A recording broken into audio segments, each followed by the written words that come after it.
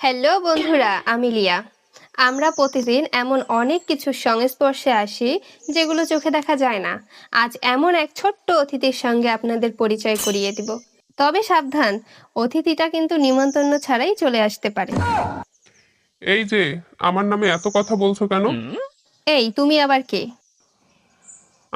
আমি হলাম মাইক্রোপ্লাস্টিক, তোমার অতিথি। মাইক্রো? ইস, এত বড় নাম আমি ঠিকভাবে উচ্চারণই করতে পারি না। আমি মাইক্রোপ্লাস্টিক, তুমি আমাকে ভালোবেসে মাইক্রো বলে ডাকতে পারো। হ্যাঁ, ভালোবাসা। আচ্ছা আচ্ছা, যাই হোক, মাইক্রো। তুমি তোমার পরিচয়টা দিয়ে দাও। আমি মাইক্রোপ্লাস্টিক, প্লাস্টিকের খুব ছোট্ট ছোট কণা। সাধারণত 5 মিলিমিটারের চেয়েও ছোট প্লাস্টিক কণাকে মাইক্রোপ্লাস্টিক বলা হয়। এত ছোট? তোমাকে তো ঠিক মতো দেখাই যায় না। এই জন্যই তো আমি বলি, ছোট প্যাকেট বড় ঝামেলা। আচ্ছা মাইক্রো সাহেব, আপনি তাহলে কোথায় থাকেন? সাহেব বলায় ভালো লাগছে। আমি কিন্তু এক জায়গায় থাকি না। প্লাস্টিকের বজ্র থেকে আমি তৈরি হতে পারি। বড় প্লাস্টিক সময়ের সঙ্গে ভেঙে ছোট ছোট কণায় পরিণত হতে পারে। তারপর? সিনথেটিক কাপড়ের কথা শুনেছো কি? যেমন পলিয়েস্টার। হ্যাঁ, কাপড় তো পরি। সেগুলো ব্যবহারের সময় ক্ষুদ্র প্লাস্টিক ফাইবার ছড়াতে পারে। ও, আর?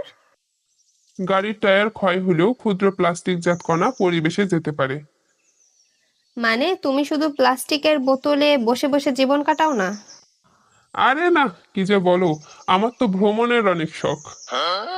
তুমি পরিবেশে থাকো সেটা বুঝলাম, কিন্তু আমাদের কাছে আসো কিভাবে? আমি পরিবেশে ছড়িয়ে পড়লে খাবার, পানি কিংবা বাতাসের মাধ্যমে মানুষের সংস্পর্শে আসতে পারি। মানে আমরা না ডাকলেও তুমি চলে আসো? হ্যাঁ, আমি তো একেবারে বিনা দাওয়াতের অতিথি। এই অতিথিকে কিন্তু আমাদের মোটেও পছন্দ হচ্ছে না। আচ্ছা, তুমি যদি শরীরে ঢুকে পড়ো তাহলে কি হয়? এই প্রশ্নের উত্তর পুরোপুরি সহজ নয়। কেন? তুমি কি আবার পরীক্ষায় ফেল করেছো? আরে না, বিজ্ঞানীরা এখনো আমার ব্যাপারে গবেষণা করছেন। আমার কিছু কণা শরীরের পরিপাকতন্ত্রের মধ্য দিয়ে বের হয়ে যেতে পারে, কিন্তু শরীরে থাকা বা বিভিন্ন টিস্যুতে পৌঁছানো কণার দীর্ঘমেয়াদী প্রভাব কি, সেটা এখনো পুরোপুরি জানা যায়নি। তাহলে তুমি আমাদের কি ক্ষতি করো? আহ এখানেই সাবধান হওয়া দরকার।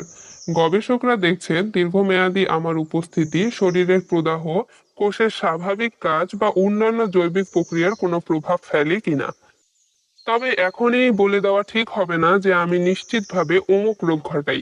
গবেষণা এখনো চলছে। মানে তোমার বিরুদ্ধে অভিযোগ অনেক, কিন্তু মামলার রায় এখনো বের হয়নি। এই ভাষায় বললে ঠিক আছে, তোমাকে পুরোপুরি এড়ানো কঠিন হতে পারে, কিন্তু তোমার সংস্পর্শ কমানোর উপায় কি? এই প্রশ্নটা না করলেও পারতা। দর্শকদের উপকারের জন্য বলতে হবে। ঠিক আছে, শোনো। প্রথমত, অপ্রয়োজনীয় একবার ব্যবহারযোগ্য প্লাস্টিক কমাও। দ্বিতীয়, খাবার ও পানির জন্য সম্ভব হলে কাঁচ বা স্টিলের পাত্র ব্যবহার করতে পারো। তৃতীয়, প্লাস্টিকের পাত্রে গরম খাবার বা পানীয় রাখার আগে সেটি ওই ব্যবহারের জন্য উপযুক্ত কিনা নির্দেশনা দেখে নাও। চতুর্থ, প্লাস্টিক যেখানে সেখানে ফেলো না, সঠিকভাবে বর্জ্য ব্যবস্থাপনা করো। পঞ্চম, সম্ভব হলে পূর্ণ ব্যবহারযোগ্য জিনিস ব্যবহার করো। মানে তোমার চাকরি কমানোর জন্য আমাদের একটু সচেতন হলেই হবে? চাকরি কমানো? কথাটা শুনে আমার মনটা খারাপ হয়ে গেল।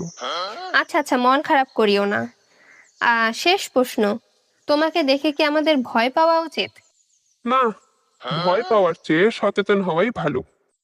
বাহ, আজকে মাইক্রো সাহেবের মুখ থেকে ভালোই কথা শুনলাম। আমিও কিন্তু মাঝে মাঝে ভালো কথা বলি।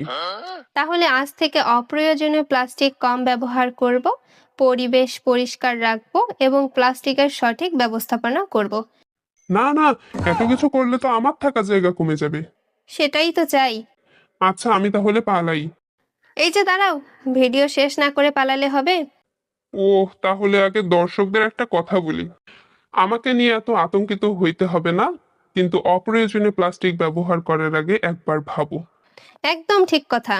মাইক্রোপ্লাস্টিক নিয়ে বিজ্ঞানীরা এখনো গবেষণা করছেন, তাই ভয় নয়, সচেতন হওয়া সবচেয়ে গুরুত্বপূর্ণ। প্লাস্টিক কমাই, পরিবেশ পরিষ্কার রাখি। আজকের মতো বিদায়। আর মাইক্রো সাহেব, কি? তুমি কিন্তু আর বিনা দাওয়াতে আসবে না। চেষ্টা করব, কিন্তু আমি তো মাইক্রো, আর কোথা দিয়ে ঢুকে পড়ি আমি নিজেও জানি না। আর তোমাকে আমার ভালো লেগেছে, তাই তোমার কাছে আমি আসতেই পারি।